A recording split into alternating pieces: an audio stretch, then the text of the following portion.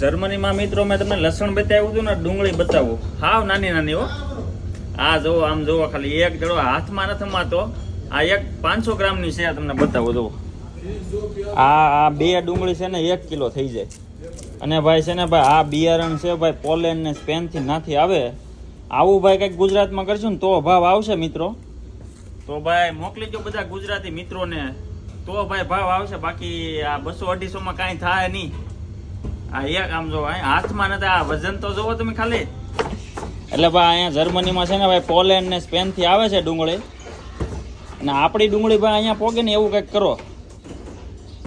ભાવની મિત્રો વાત કરું તો આ 25 કિલોની બોરી છે, 13 થી 14 યુરોની આવે. 12, 13, 14 યુરો એવા ભાવ હોય છે.